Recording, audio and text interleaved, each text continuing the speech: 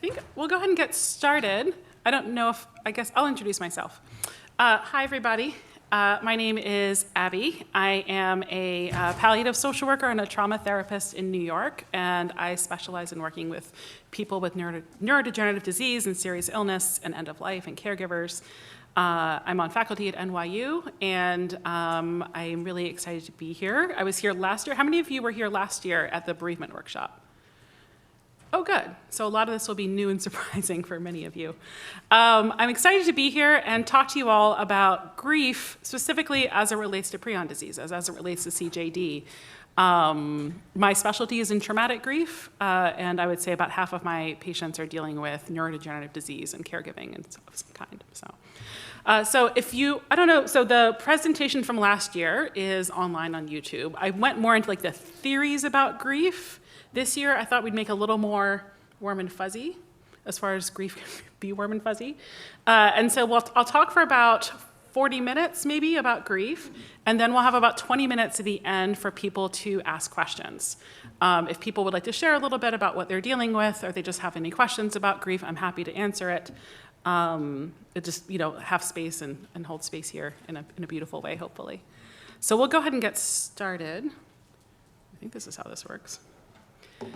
So we're going to start with, this is actually a quote from one of my favorite patients. So in addition to teaching, I have a private practice and I see patients dealing with traumatic grief. And this is one of my favorite patients. They're all my favorite patients, but this is one of them. And she has this tendency of saying her experience in these really beautiful, striking ways. And so I'm using her quote this year. I used the same one last year. Most of the slides are different, but I'm using this quote. And she said, "Everybody dies in the middle of someone else's story." And that really struck me because she is the last person in her family to be alive, right? She's at this place. She's the last person. Her husband died of a neurodegenerative disease, and all of her siblings and her cousins, everybody is gone. She also said, "There are more people in my head than there are on this earth," right? So she speaks very poignantly about her grief. But what I like about this quote is it acknowledges, right, that what grief means is that our story continues even after somebody died. So somebody dies, and it is in the middle, whatever the middle means, of our story. And so when we're going through this presentation today, I want to acknowledge that for some of you, this is an academic interest, and for some of you, it's very personal. And so you may notice throughout the presentation that you may be having feelings that are coming up, things that are reminding you of your own grief, your own experiences, and I would just invite you to hold space for them as gently as you would like to. And I guess I just want to acknowledge that many of you may be having very personal experiences. My hope is not to bum you out. I try to be pretty entertaining about grief and death, but to also be able to share some information that will be useful for you as you navigate through this. So the presentation will be going back and forth between information about grief and sort of check-ins. And what I will say when we're doing the check-ins, it is really important that we recognize that nobody has to go into their feelings in this moment. This may not be a safe place to do that. You may be in conference mode. You are not in be in your feelings mode. That's totally fair. These may be questions that you just make mental note of as opportunities to check in later. Some of you may decide to use this as an opportunity to check in with your internal experiences, but my hope is to help you both cerebrally and emotionally sort of make sense of some of your grief and what you might be going through. So we can understand grief. I talked about this last year in a more theoretical sense in terms of ambiguous and concrete losses and physical and symbolic losses. And I'm going to make this a little more personal. We understand grief on a lot of different dimensions, right? Grief is this awareness that something has changed and something is gone, right? It is this period of time from the moment that you are aware that something, that now you're in an after, right? There's a before and an after with illness. And most of us can identify the time when the after starts, right? And from that point onward, right, we're grieving. Because the life you thought you were going to have, the future, all these different things have changed. And so when we're in this point of this after, right, the first minute, the first decade, whatever it is, our grief is happening on a lot of different levels. And so the grief starts on a very personal level. Who was I before? Who were we before in terms of your relationship to the person who has died? Who was I in the before times, before the after? What is it like to look back at who I was in the before from this place right now in the after? Who were we, right? For people who are actively caregiving now, for people who are in bereavement from caregiving, following some caregiving, or from people who are in bereavement and the decline was so quick they didn't get to caregive, the transition period might have been more quick. When we are in this place of grief, we are also saying, who am I now? How do I make sense of who I am? How do I make sense of who we are? These things have all been, these things are all shifting, right? When somebody dies, we don't stop having a relationship with them, right? They might stop having a relationship with us, but we don't stop having a relationship with them. We still have an emotional connection, an emotional attachment. Thoughts about them will still evoke emotional responses within us, right? We continue to have a relationship. Who am I and who are we? One of the things that makes grief sort of tricky on a lot of different levels is it's not just the person you lost, but how do I make sense of the world? Does my world still make sense without this person in it? How do I understand the natural order of things? Is the world a fair place? Is the world a predictable place?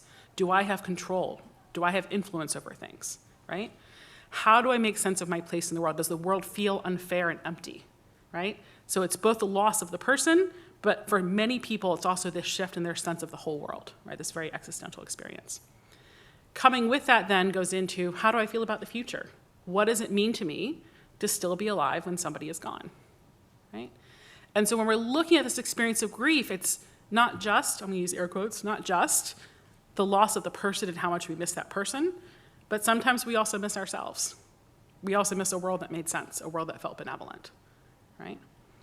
And I'm noticing as I'm starting to talk about this, folks are reaching for tissues, and so I want to acknowledge and honor that. We had this conversation last year that I will never hand somebody a box of tissues because there's an implicit message that you should stop crying, right? And I'm naming it now so that if anybody's feeling self-conscious about it, I want to acknowledge that at almost every table, somebody is having a viscerally emotional reaction. And so you are in community and you are in company right now of people for whom this is hitting home. And so we're going to intersperse me talking about this in sort of an academic way, as I mentioned, with some more experiential pieces. And so one of the things that's really helpful for grief is understanding that grief is normal. Grief is typical. Grief is not a problem to be solved, right? If somebody has depression and somebody has anxiety, that is a problem we try to fix, right? If you have depression and we're treating it, our goal is less depression, right? You have a score of this on a depression scale, we want you to have a lower score. Our goal of grief is not less grief, because grief is this acknowledgement that you have lost something very important, right?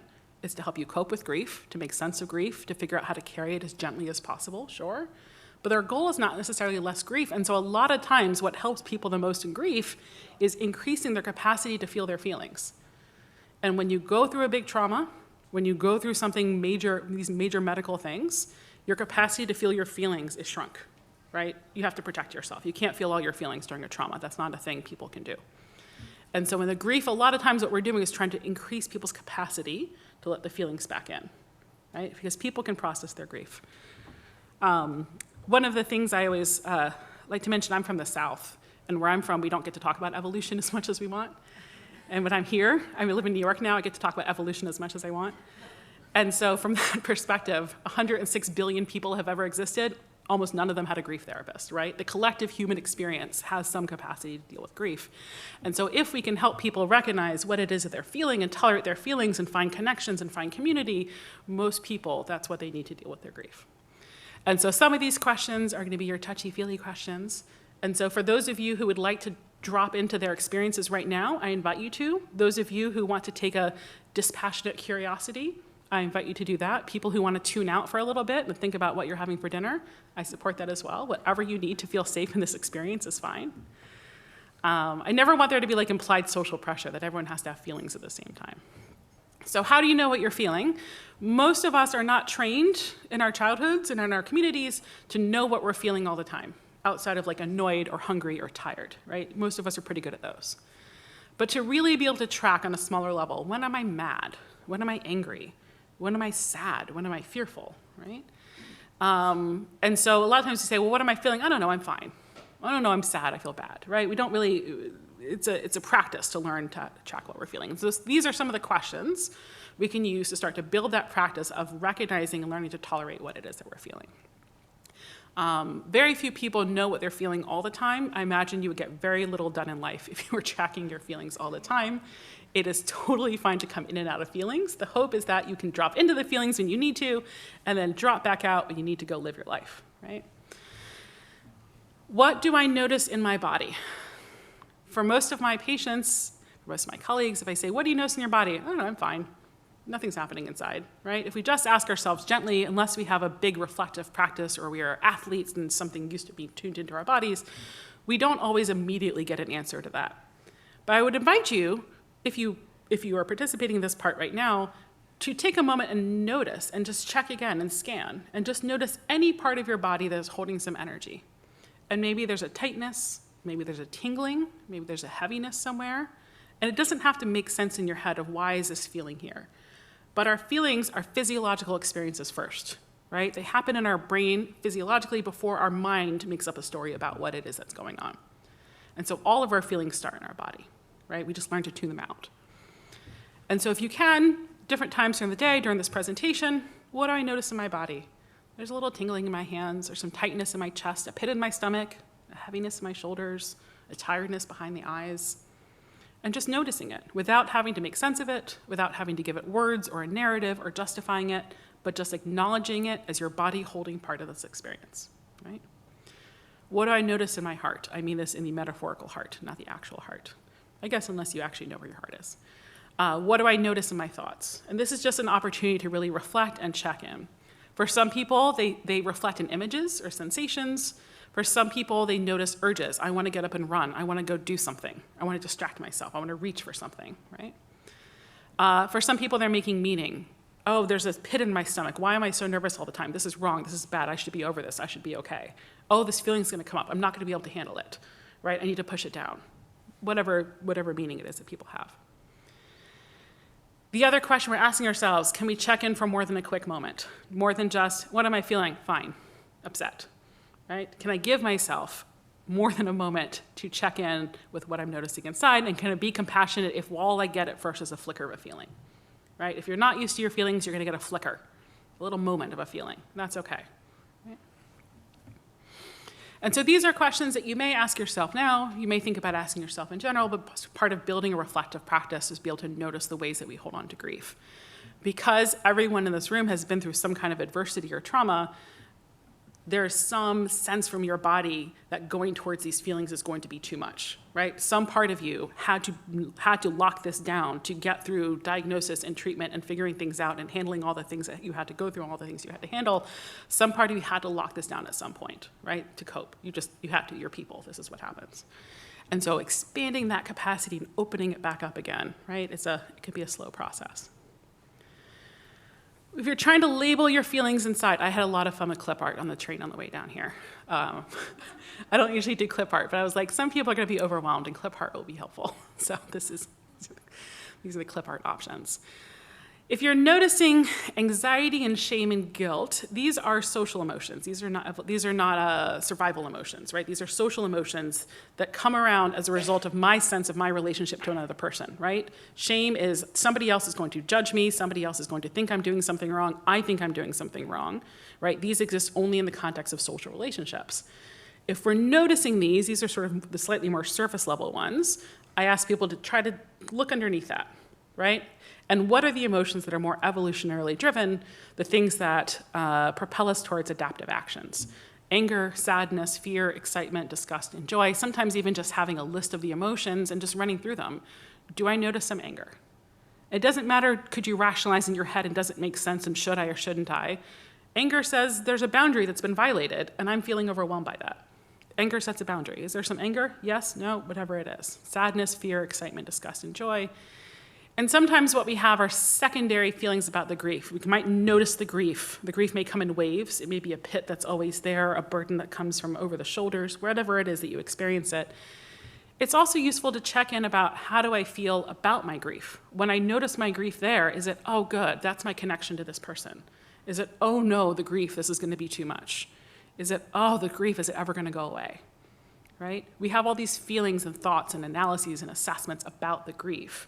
And it's just as important to notice how do we hold the grief as much as the grief itself, right? Because it's going to change over time.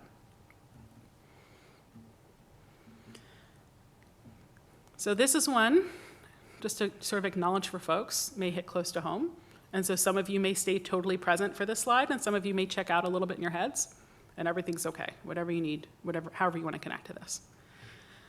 A lot of what we're talking about is when we make the transition from being a caregiver to being somebody who is grieving. And you are grieving from the moment of diagnosis or the moment of symptom onset, whatever it is. And when I say griever, I mean in a post-death state, right? When you don't have caregiving as the main action and the main way of relating to somebody. And so the experience of caregiving has different meanings for different people.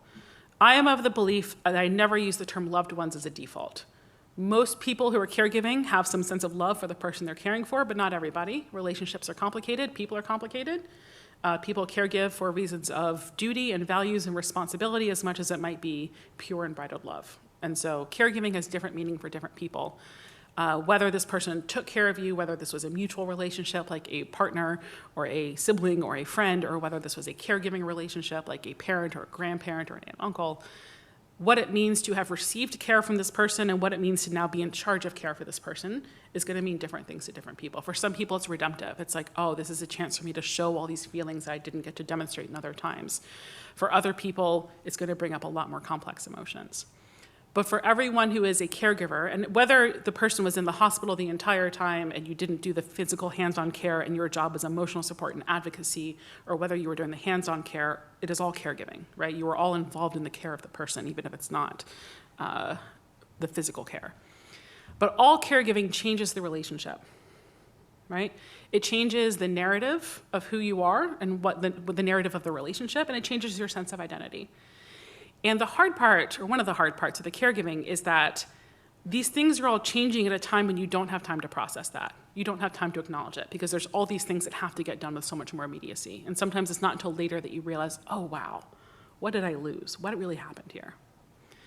And so some people were caregivers for a really long time. You know, when I'm working with folks who have like an Alzheimer's type and they have 5, 10, 20 years of caregiving, obviously that's a very different caregiving relationship than folks who have such a rapid progression, right? When you're looking at weeks or months, or the person is already unrecognizable by the time you get a diagnosis, right? That's a very different kind of caregiving experience.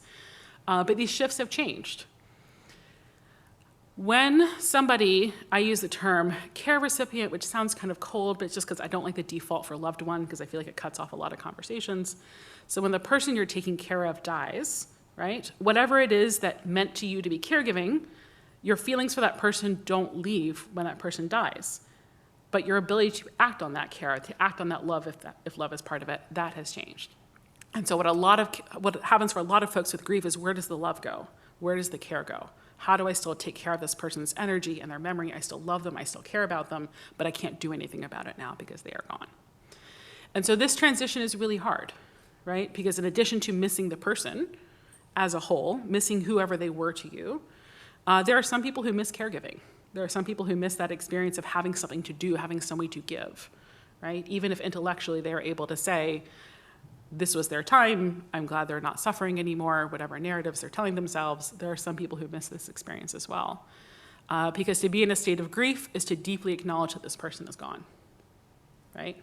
And that is that takes time, right? This is not something that most people do the first day. This is something that can take months and years to really let that sink in. It usually happens piecemeal.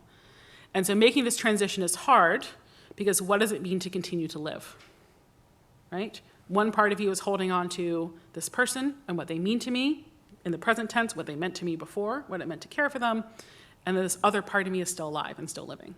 And how do you hold space for both parts of these experiences? So you're getting 2 charts now, right? So I know that slide might have been tough for folks. So now you're going to get some cerebral stuff. So maybe pull you out of your feelings a little bit, maybe drop you in more, we'll see.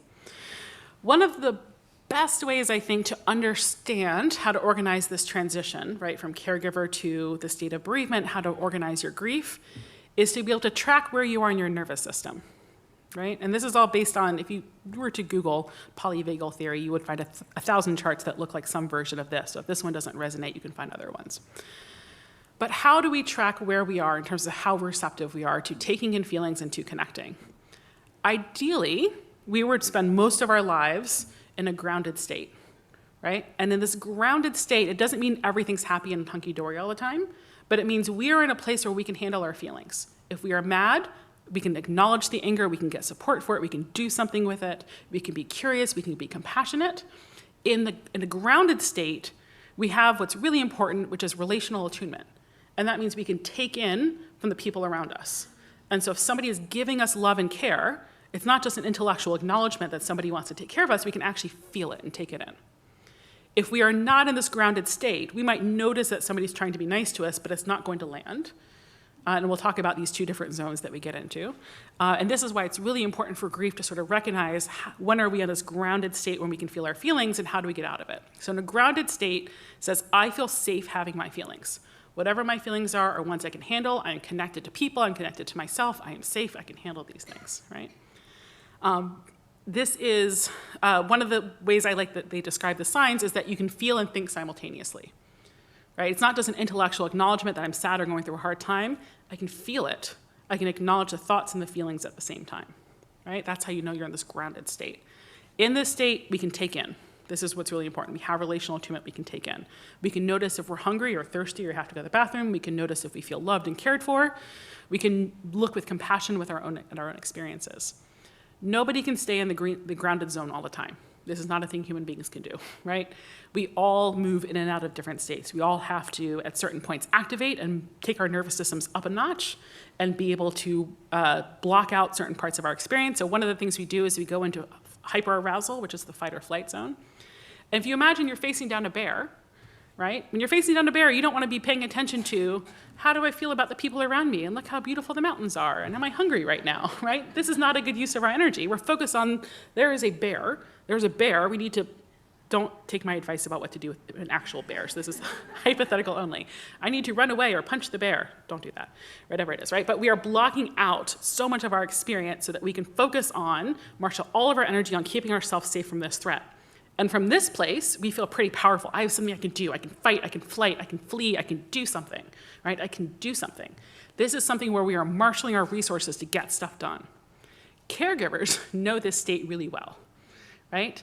Family members taking care of people who are sick know this state really well. They will spend a lot of their time in hyperarousal. A lot of us with busy, stressful jobs, I don't have one right now, but when I used to have like working in the hospital all day, right? Running around the whole day long.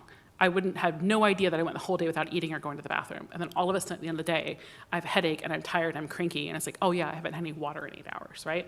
Hyperarousal, you're running around, you're getting stuff done. In this state, we lose relational attunement. I'm not going to pick up on the emotional nuances of other people, and I'm not going to be able to take in from other people when they are trying to take care of me and connect with me. It is a very lonely state.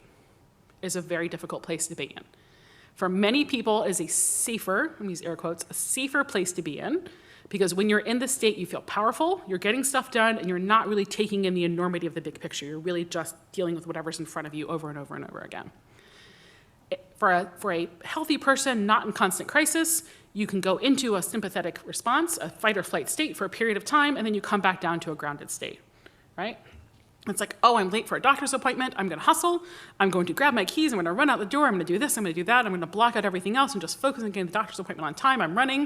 And then I get to the doctor's appointment. I'm safe. Everything comes back down again. When you're in a state of constant crisis, right, such as when somebody is sick, it's not so easy to come back down to a state of safety because there's always this other thing, right? I know for me, when I was a caregiver, my phone was always on, right? And when I was no longer a caregiver, I turned my ringer off. It was such a viscerally different experience to recognize that there was nobody who was going to need me at 3 in the morning. And turning my phone off, I did not realize how much space it took up until I turned my phone off. And I was like, oh, being on all the time, even if you're not doing something, is being on all the time, right? And there's some low-grade hyperarousal that's always happening. So this is what we call too much arousal.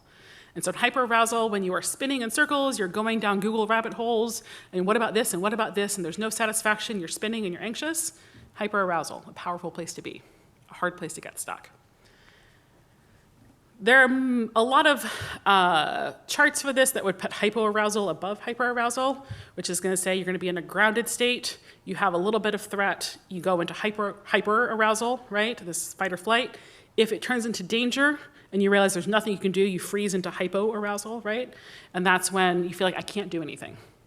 I cannot fight this. I have no ability to affect change in what's happening now. We go into a parasympathetic response, which is this immobilization response. This is too little arousal. At this point, we are numb.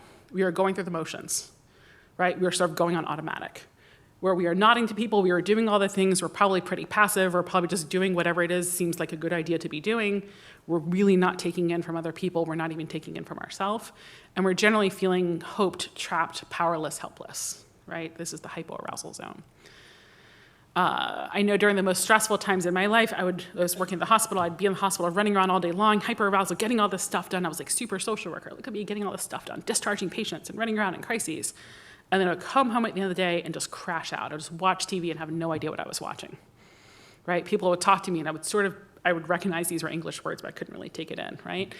I wasn't really present in my body. I was just sort of crashing out of that hyperarousal zone. And if you do that for too long, right, it's really hard to get back to a state of feeling because it becomes your new baseline. And so going into hypoarousal, these are really important. These are what healthy nervous systems can do. Getting stuck in those states can make it tricky to have a meaningful life in these ways, right?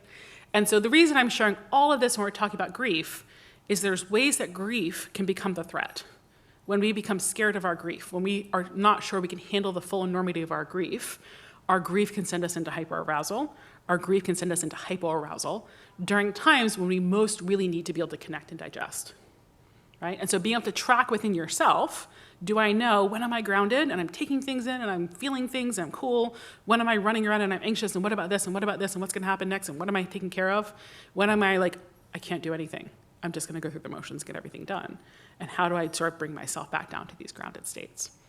For many people, right after grief, right after a major loss, you will be in a parasympathetic response state for a while. You're sort of in shock, right? You're going through the motions, you're taking care of the paperwork, you're doing all the things, you're vaguely sad, but you're not as devastated as you thought you were going to be. Something feels vaguely off, right? These things will happen. There are people who spend so much time before a death and hyperarousal of like, he's at the hospital, what the doctor doing, what tests are they gonna order, and what does this mean, and how are we gonna call the nurse, and all these things are gonna happen. And then the death happens and they're just sort of numbed out. I thought I'd be more devastated. I thought I'd be crying more.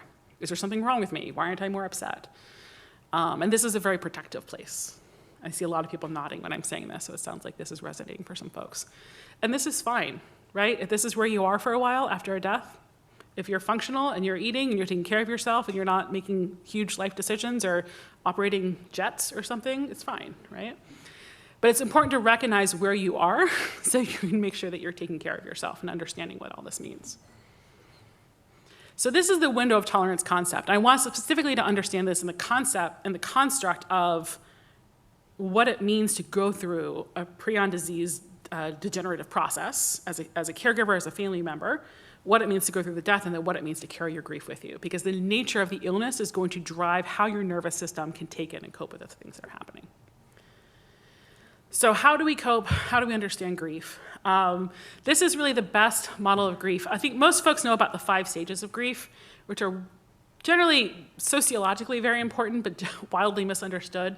They are meant to apply to people facing their own death. They're meant to be not somebody else's death, and they're meant to be descriptive of different things you may go through, not a prescriptive checklist box of all the, this order of operations and things. I think grief gets so overwhelming, folks are like, they want to latch onto something to help them organize and make sense. I would say the dual process model of grief, which is up here, there's a lot of different other, again, if you Googled, you'd find 100 different ways to draw this out. I like this one because it seemed friendlier and less intimidating. The dual process model of grief is, I think, a really useful way to understand some of what you may be going through and to help you organize it and hopefully take some of the shame and some of the fear out of the experience. I think folks have a lot of belief that grief should be a linear process where you start out being like super sad and then you just get like less and less and less sad over time, which is anybody who's ever been sad knows that this is never how it goes. It's never a linear process, right? And so what we want to do is normalize that. It's not, because if you have a linear progression of grief, then every time you are more sad, you feel like you're going backwards, right? I'm doing this wrong. I should be over this. I was already through this period, right? There starts to be a lot of self-judgment and blame. And what the dual process model basically says is everything is forward and everything is iterative. We're assuming a linear space-time continuum for the sake of this, because it makes life easier, right?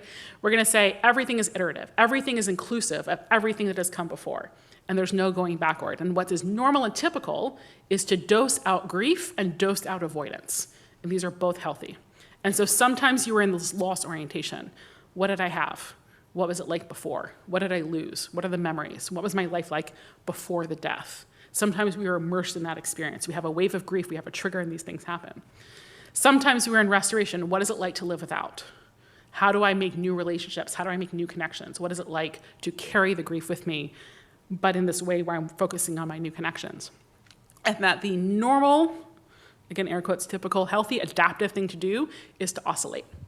That especially right after a loss, around anniversaries and holidays, you're gonna oscillate 100 times in a day. Where like 1 minute, you're gonna be crying and sad.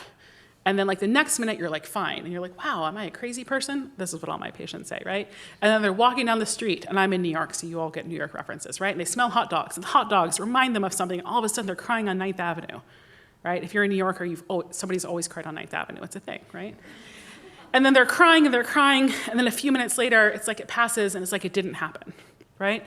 Or they're just in the grief all the time, and they feel guilty when they're thinking about, well, what happens next? Well, what if I want to date again? Or what if I want to live a life with that? What if I want to go on vacation? Oh, no, I feel too bad. That's wrong. I should only be sad. And so this ability to normalize this oscillation between and recognize that the oscillation is how you move forward. Forward looks like oscillation. Forward looks like have a foot in here and have a foot in here, right? Moving forward looks like sometimes you need to avoid your grief. Sometimes you need to pretend for a period of time like the grief is not this big, huge thing that happened to you. And that is okay. And sometimes you need to pretend like moving forward is not a thing you have to do. And this sort of dosing out avoidance and approach is what we would call healthy grief. And so for a lot of folks, once they recognize like you should oscillate, you should go back and forth, and it can look like whatever you want it to look like. Over time, people tend to spend more and more time in restoration, but especially around anniversaries, holidays, major life events, you're gonna have a lot more oscillation, a lot more back and forth. And the best thing you can do is tell yourself, this is my nervous system's way of taking care of myself. This is how I'm making sense of what's happening. This is my nervous system's way of trying to dose it out so I can take it in and integrate it and make sense of it. If you're going back and forth, you're doing great. If you're just staying in one place, one of these areas, you're probably still doing great, right? But just normalizing this is not a linear progression of grief. It is okay to go back and forth. It's okay to spend a couple weeks not thinking about your grief at all and then have it hit you really hard out of nowhere on a Tuesday. And like, this is it. And this is just what you needed right now, was to be deep in your grief for a while, or vice versa, whatever that looks like. And so this dual process model of grief, I think, is a really good way to help people organize. And this is there's like research and literature and theories and stuff about this, but I will tell you, I teach this to my patients because I say, I'm not with you at 2 a.m. when you're up and your mind is racing, you're overwhelmed, or you wake up in the morning, it's a punch in the gut when you realize, that this person is gone. I'm not with you in those moments, but I still want you to hold on to this idea of what's happening and understand what's going on. So the dual process model of grief is one of the ways that we might make sense of it. I was really enjoying the clip art. One of the things that's important, I know I sort of touched on this already, is recognizing that grief does not start at death, right? Grief starts at the moment when everything changed, when there started to be an inkling that everything is different now. And even if you don't know what it is or how it's going to go, that's when the after starts. That's when the grief starts, right? And especially for something where, for many of you, there might have been a period of time when there were symptoms and you didn't know why or what it was. You just knew that something was off, but you didn't know why. For some folks who have family histories and things like that, you might have known why. But recognizing the grief starts when there is an after. When whatever sense of control you thought you had, whatever direction you thought life was going to go in changed, that is the after. And so recognizing that we need to start honoring our grief really from the very beginning. And not just the grief of death of the person, the life I thought I was going to have, the relationships I thought I was going to have, the control, the autonomy, the direction, the meaning, the purpose, all of these things change. So what are some of this for folks who were here last year, this is one of the same slides. What are some of the losses that come up with CJD? And these might be true for other diseases as well, but just to name, because I think what happens for death losses is we look so much at death as the main loss that it's hard sometimes to recognize that we are also adjusting to a world in which all of these other things have changed as well, right? And we need to honor that this is exhausting and this is consuming, and there's all these other things that had to change in addition to the loss of this person, the loss of this relationship, right? So these are just some of the losses, and my hope is that by naming them, it's not bumming you out more. My hope is it's helping you name and organize what's happening so that you can recognize within yourself, oh, that's why it's so hard. Because this is the work I'm doing in all these different areas, right? If it is bumming you out, go to a happy place in your head. You have my full support. So what are some of the losses that come with CJD? Some of these may resonate for some of you, some of them may not. Roles and other milestones, right? When somebody in your family is sick, when somebody in your family is dying, your roles have changed, right? If you were a child, you have now become a parent of sorts, right? If you were a spouse, you have become a parent of sorts, right? There's other roles in your life you don't get to have because a lot of your energy is going towards these roles. And so roles and milestones in the life you thought you were going to have, a lot of these things change. And this doesn't mean that grieving the loss of these other things you get to do means that you made a mistake, right? If somebody is sick and it's meaningful to you to devote so much of your life to caring for them, maybe that's a choice you would make 1,000 times over. Maybe that was absolutely, under the circumstances, the right choice. And it's not without its costs, right? And we can honor the losses we've had without thinking that we made the wrong choice, right? And so there's losses of other roles, milestones, the life you thought you were going to have, especially with CJD, so frequently out of life cycle, right? When I'm working with people whose person is in their 90s, it is still sad, but it is a different sense of loss. The horror is not usually quite so profound because there is a sense of people in their 90s are probably going to go from something, right? Or everyone's going to go from something, but it's a very different experience. Out of life cycle means, for many of you, your friends and your neighbors and your colleagues and your peers are not going through what you went through, right? And that's a very different experience, right? It can be a very lonely experience. And there's a sense of all the life that didn't get to get lived, right? The person as you knew them before. We have this thing with neurodegenerative disease called ambiguous loss. And ambiguous losses are tricky, right? Because when somebody dies, there's a day they are alive and there's a day they are dead, and you can name it. And there's an anniversary of it, and you'll get a casserole, and you'll get a hug, and you'll get acknowledgement, right? You know when this is, or whatever casserole is in your community, right? I'm from the South, you get casseroles. What happens when they're physically still present, but psychologically no longer the person that you knew? And you are still going towards them, because they look like the person you've always known, and you have this devotion to them, but they are no longer a part of your relationship. They don't hold on to the history of your relationship. They may not know who you are. They might not relate to you. They might not reach for you and give you a hug, right? Even if they're still physically present.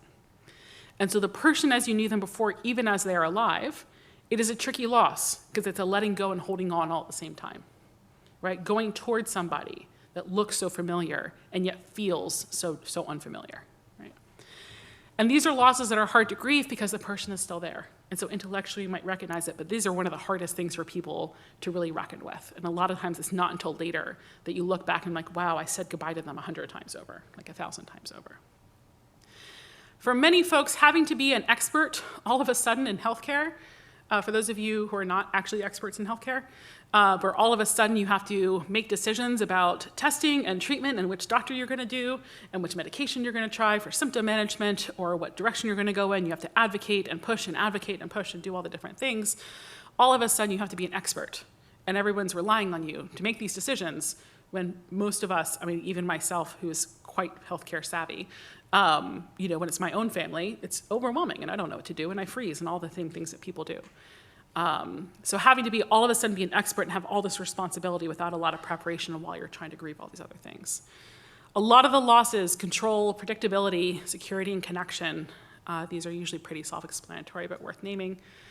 A lot of folks, one of the hardest parts is that they lose their existing connections. Their friends and their family and their community members don't get how grueling it is. They don't get how painful it is, or they don't have the bandwidth to stay with the pain for very long, right? They can stay for a couple days, a couple weeks, and then they sort of fade out and start saying platitudes like, God never gives you more than you can handle, and look at the silver lining, at least.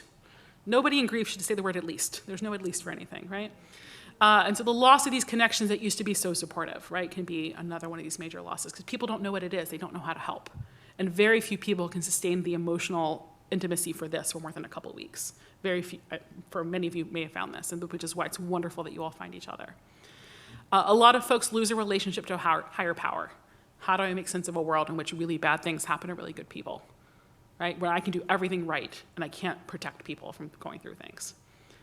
Income and career, a little more straightforward, and time to grieve losses. right? When you are caregiving, when things are changing, when the treatment is happening, when progression is happening so rapidly and you're figuring stuff out and you're running around, you don't always have time to really grieve losses.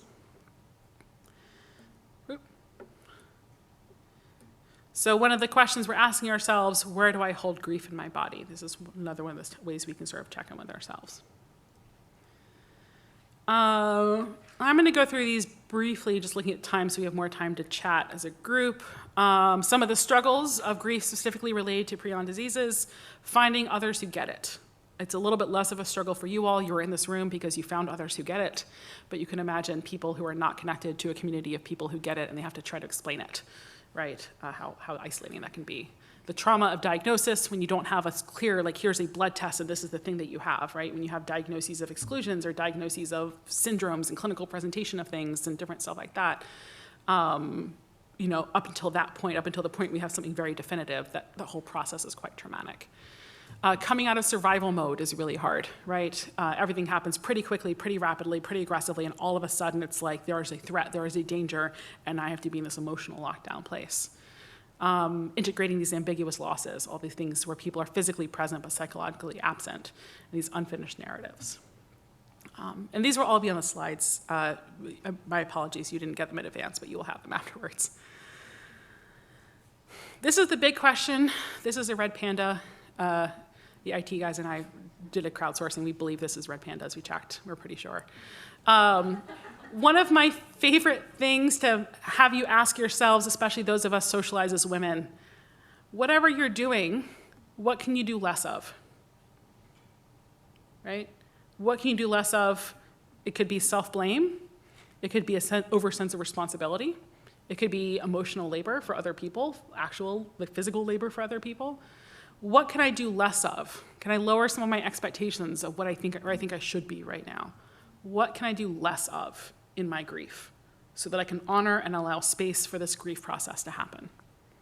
And whatever it is you think you're doing, pick 2 more things and take them off your plate, right? Physical or physically, I mean, in a logistical sense, you may not have that luxury. Emotionally, everybody can release something, right? What can I do less of in my grief? When you are dealing with somebody who is sick, you have to do more. You have to anticipate what are they feeling and what do they need and how do I advocate and how do I get and are they in pain and are they hungry and are they thirsty and do they need this test? Do they need this medication? Do they need this doctor's appointment? Do they need to be changed? What's happening? You always have to be doing more. In your grief, give yourself the space. Ask yourself this question, what can I do less of?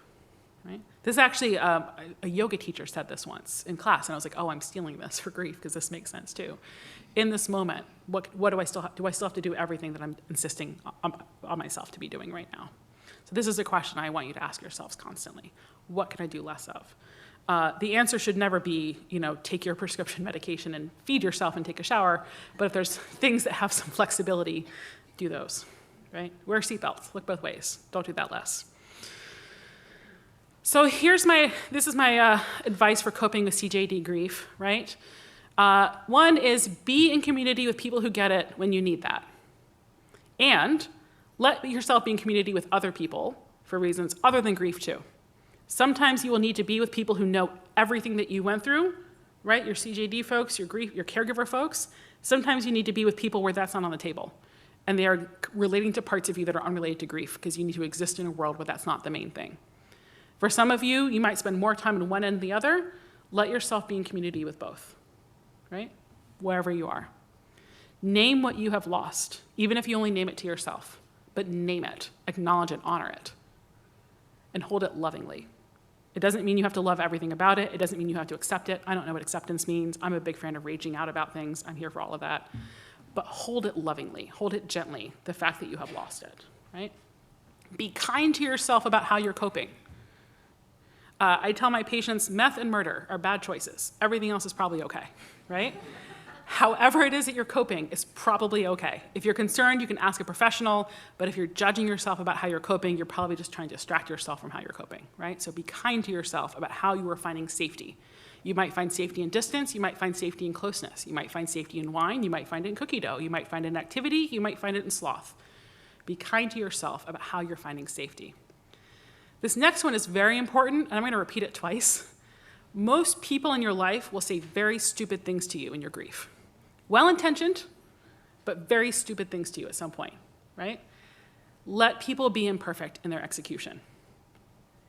Accept imperfect connections. You will need to layer them, right? Because people will say dumb stuff and you're gonna have to, and you text somebody else in this room and they will understand, but take in the love and take in the fact that some human being sees that you are suffering and try to connect to you, right? No connection is going to feel imperfect when you have a giant hole in your heart, a metaphorical hole in your heart, right? So be kind to others who do not show up how you need them or people who cope differently than you do. There are some people who cope by never talking about a thing. That is their way of finding safety.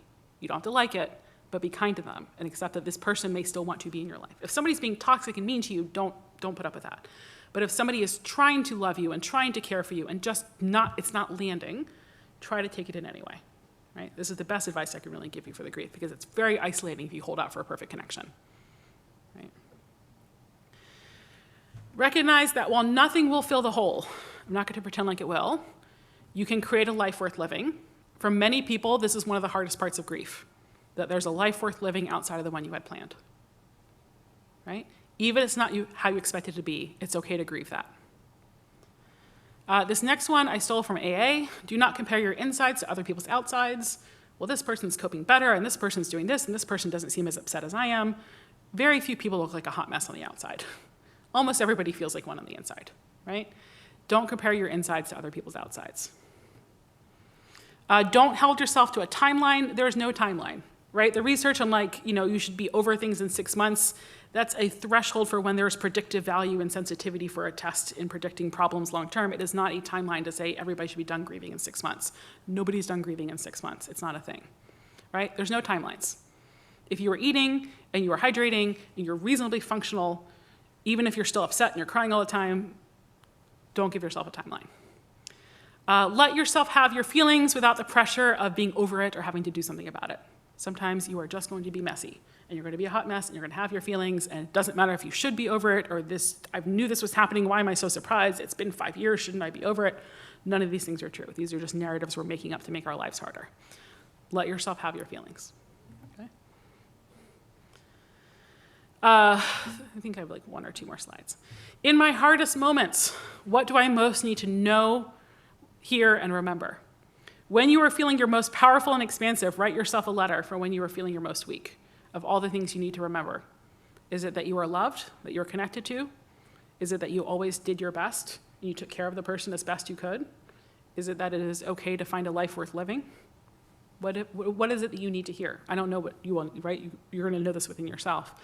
But think about literally writing down, when you feel most connected to your grief and most connected to your sense of meaning and purpose, what are the things you know to be true? Write them down so that in those moments when you are bereft and you are overwhelmed and you are laid bare and you are feeling totally unmoored, remind yourself of the things that you know to be true. And that's going to be very personal for each of you, right? For each of your own experiences. When you're considering more care, I'll go through this more briefly so we have more time to chat. For individual, the community is going to be enough for most people. Some people may want individual therapy or support groups or bereavement groups. Individual therapy is when you have a lot of other traumas or things happening in your life. You really want to reflect on long-standing relationship patterns and dynamics and unresolved feelings, all these things coming up. If you just do better one-on-one when somebody's really being slow and careful with you, if you get overwhelmed by the experiences of other people, individual therapy is a great way to go.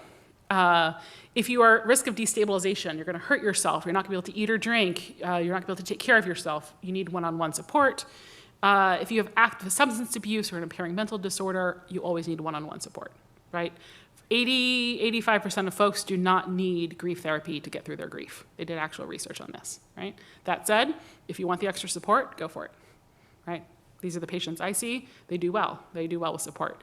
For a lot of folks that come in for individual support, the grief sort of highlights more of a long-standing issue or things that were sort of in place before. If you're trying to find a grief therapist, this is my advice to all of you. A lot of therapists say that they know grief because they know depression. They are not the same thing. They're completely different animals, right?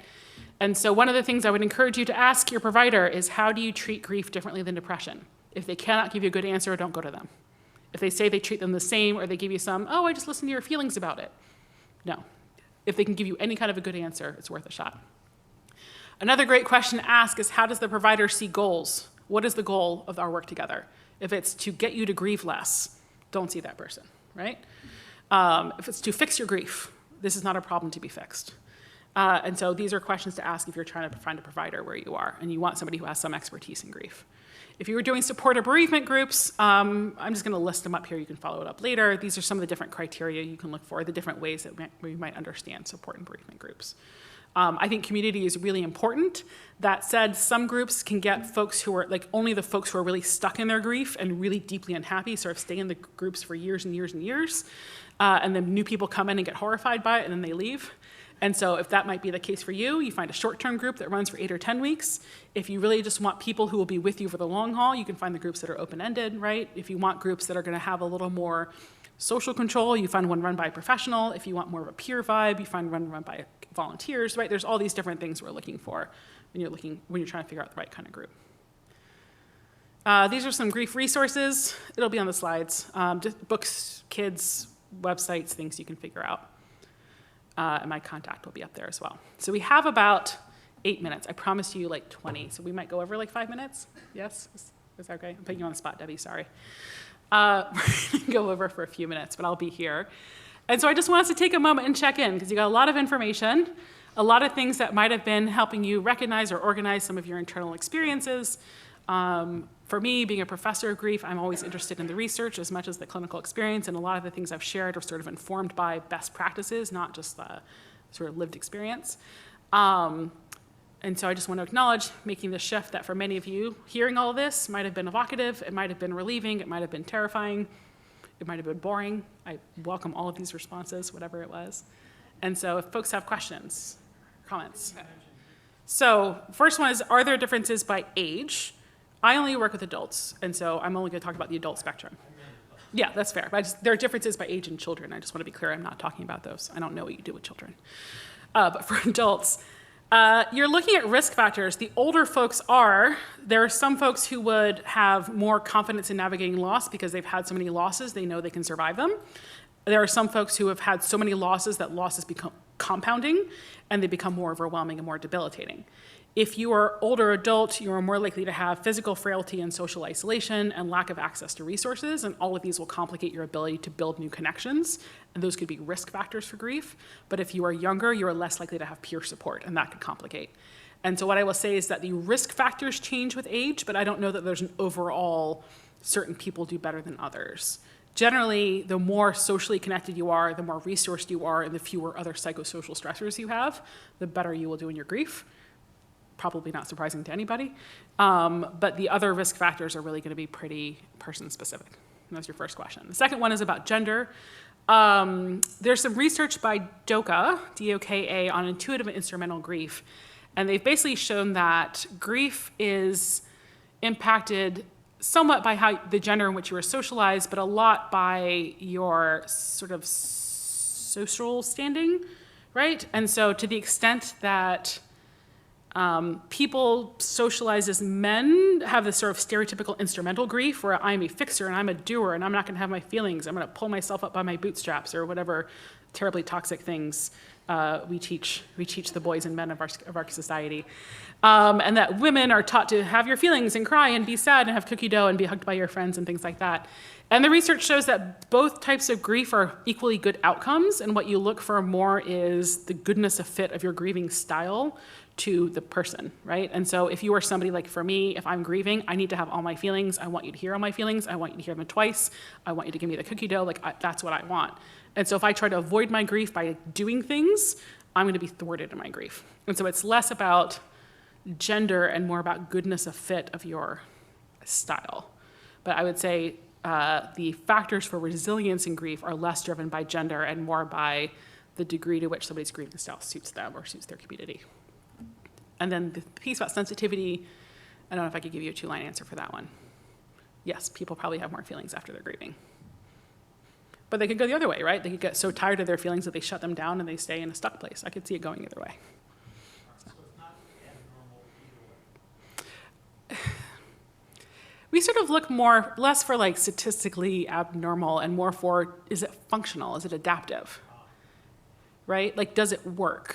Is it flexible? right, is sort of what I would look for more. So some of the signs of resilient adaptation, George Bonanno does the work on resilient adaptation. He wrote a book called The Other Side of Mourning, The Other Side of Sadness.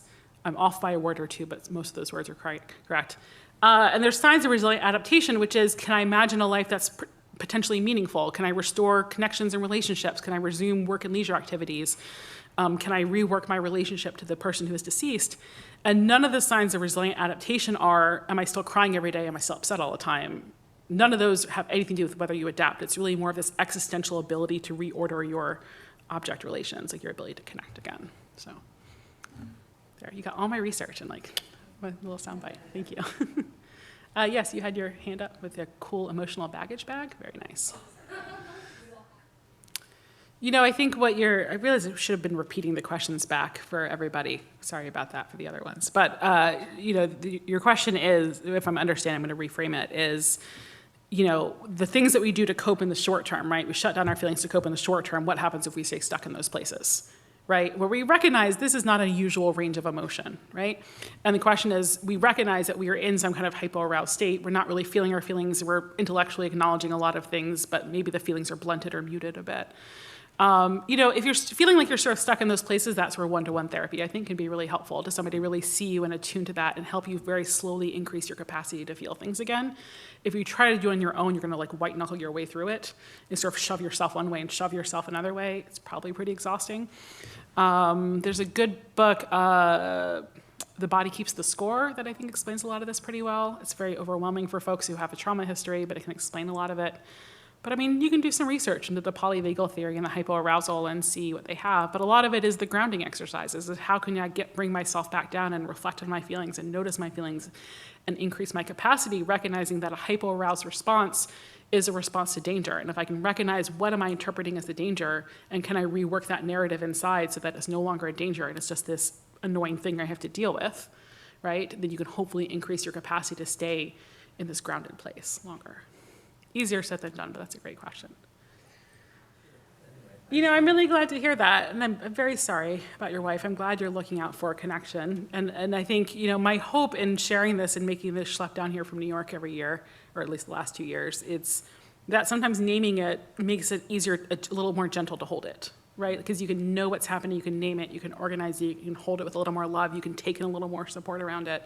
And so if you are watching it, I really thought nobody would watch it. This is great to hear. But if you're watching it and you're taking something away from it, that's very meaningful, and I'm really glad that you're seeking out connection. So thank you for sharing. We send your video out every single Friday. Oh.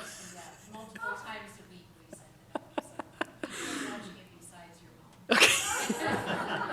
She'll be so pleased to hear that. Yeah, I wrote a book. It's a textbook. You're not going to want to read it. And I remember I sent it to my parents, and they were like, do we have to read it? Everything you write bumps us out. I was like, fair enough. Yes. Yes. Are they struggling? The question is, how do you help people in your family who are still struggling? Usually when somebody's asking that question, it's because they're struggling in a way that's different from yours. Because if they're struggling exactly like you would know what to do. And if they're struggling in a way that's different, it's probably causing some friction. Yes? Okay. I think this is where, they're so situation specific, but we're understanding that people grieve in a way that helps them find safety.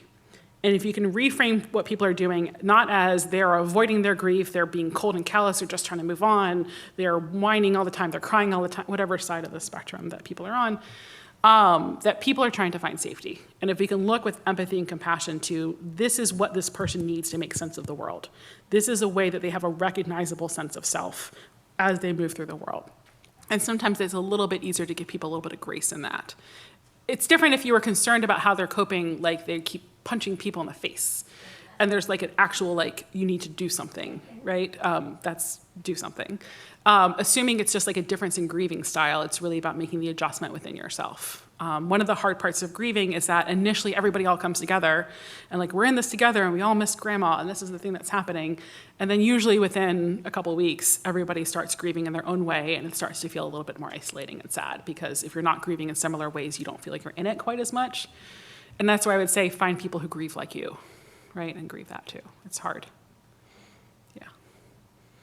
Very few people go on like punching sprees, to be clear. I just want to differentiate, but yes. It would feel good if they need though. And I would encourage you to engage in that daydream as long as it stays a daydream. Yes. So I would concur with, is that Yeah. So your question is there a magical incantation of words that works for all people at all times in response to loss? Yes. I will say I used to work inpatient hospice. We had a death a day for 2.5 years. And I was relating this earlier to another colleague here. And I was really cool right up to death 700 or death 800. And somewhere around death 800 and 900, I just went over the cliff and I was like, this is too many deaths. I can't handle this. And so what I will say is that I've made a lot of bereavement calls in my lifetime, right? I've expressed a lot of condolences. There are very few things because there are people who want to acknowledge it in a big way and there are people who don't want to be imposed upon to have a big performative experience. And what I will say is that being slow and careful in your response and being intentional with your wording is going to be more important than your actual words. And so something that sounds like, oh, I'm so sorry to hear that, is going to land like you don't care versus, whoa, I am so sorry to hear that. And so I would say focusing on your energy more than your words is going to be helpful because words are going to be different for everybody. I mean, like, sucks to be you. Don't say that. I don't know. Or maybe you would. If you said it to me, I would appreciate that. I would find that funny. So, but yes, it's awkward. And this is the hard part. And this is why you have to be kind to people who are awkward with you, is because I'm awkward with people. I am a professional grief person. Like, I write books and I teach, like, I do grief, and I don't know things to say half the time. Because I just, there's so much pain and suffering. Like, how do you acknowledge that with words? And so I would say you acknowledge it more with your energy.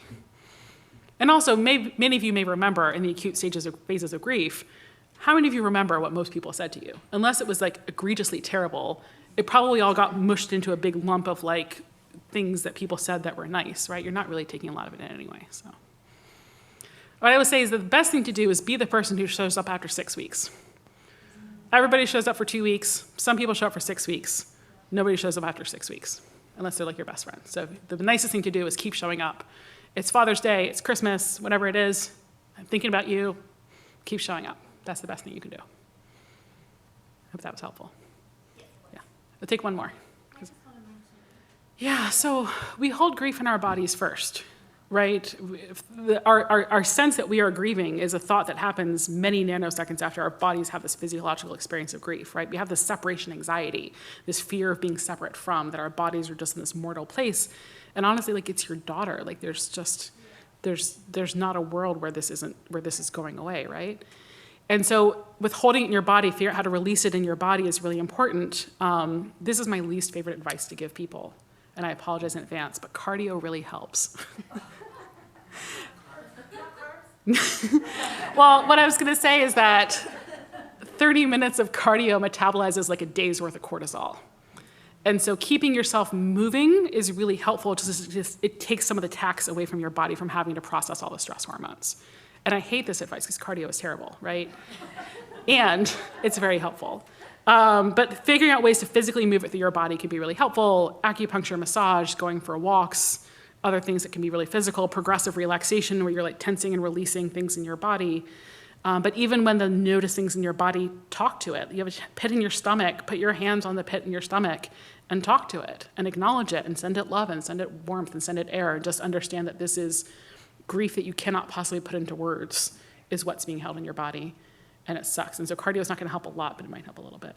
And I'm sorry, on so many levels. Sure. So it's 5:11. I probably abused the end of my time when I should have been here. But thank you all for coming and being part of this conversation. It's so meaningful for me to be here. And if folks have questions, I always like to talk shop. I don't know where was it. If folks have questions, that's my cell. You can text me, you can email me. I'm around. You can find me. I'm the only Dr. Abigail Nathanson on the internet. But thank you all for being part of this conversation and welcoming me into your community. So, thank you. Thanks.